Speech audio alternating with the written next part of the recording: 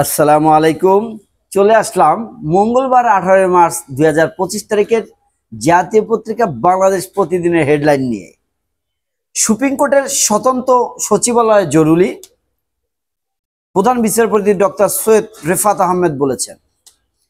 উপদেষ্টারা বিভাজন করছেন, ফ্যাসিবাদ বিরোধী আন্দোলন এবং জুলাই আগস্টের আন্দোলন, এই দুইয়ের মধ্যে সরকারের উপদেষ্টারা বিভাজন রেখা তৈরি করছেন বলে অভিযোগ করেছেন বিএনপির সিনিয়র যুগ্ম মহাসচিব রুহুল কবির রিজভী।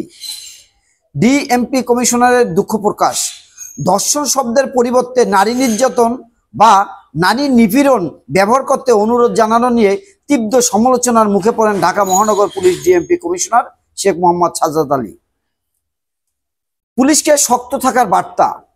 আইন শৃঙ্খলার উন্নয়নে জরুরি বৈঠক।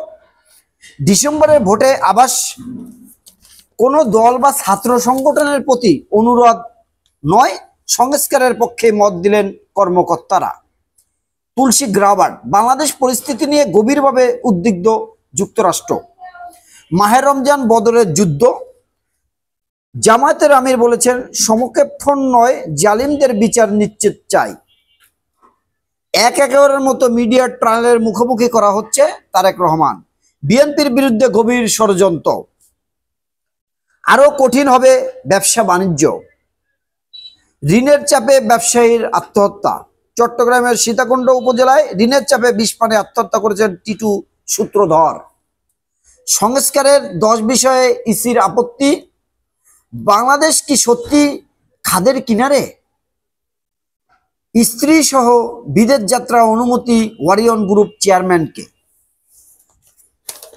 শেষের পাতার হেডলাইন, সর্বজনীন পেনশন স্কিম ফ্লপ, অন্যান্য নির্দেশনা আউলিয়া মসজিদ, ঈদের সরকারি চাকরিজীবীদের দীর্ঘ ছুটি, ভারত ও ভিয়েতনাম থেকে এলো আরো 35,000 টন চাল, হজ উমরাহ কেন্দ্রিক জটিলতা নিরসনের দাবি হাবেব, শাহিন চাকলাদারের সন্দেহজনক 341 কোটি টাকার লেনদেন, ডক্টর ইউনূসের বিরুদ্ধে কড়া শক্তি 2 মামলা হাইকোর্টে বাতিল, ন্যায় বিচার প্রাপ্তির সুযোগ নিশ্চিতে লক্ষ্য, সুপ্রিম কোর্ট থেকে আরো 98টি বিদ্যুৎ আদালত স্থাপনের প্রস্তাব, ভ্যাকসিন দুর্নীতি 22,000 কোটির, প্রতিদিন চলবে 88 ট্রেন, নড়াইল মুক্ত করতে প্রাণপণ লড়াই করেছি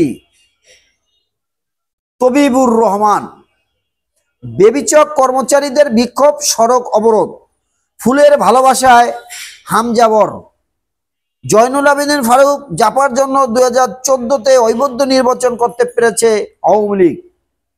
দিন দুপুরে যুবককে অপহরণ। জুলাই অভ্যুত্থান হামলা, ঢাবির 128 শিক্ষার্থী সামরিক বহিষ্কার। প্রিয় দেশবাসী, ব্যস্ততার কারণে যারা পেপার পড়তে পারে না তারা আমার এই চ্যানেলটি সাবস্ক্রাইব করে রাখবেন। বাংলাদেশ কি সত্যি খাদের কিনারে?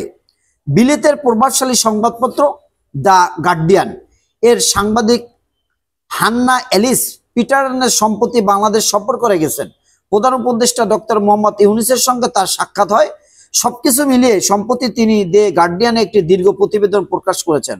প্রতিবেদনটি দেশে বিদেশে সাড়া ফেলেছে। এ প্রতিবেদনের এক জায়গায় হান্না বলেছেন, ঢাকার রাজপথ দিয়ে হাঁটতে হাঁটতে তার মনে হয়েছে বাংলাদেশ এখন খাদের কিনারে। প্রিয় দেশবাসী, প্রতিদিনের সংবাদ সকালের এই চ্যানেলে পাবেন। আসসালামু আলাইকুম।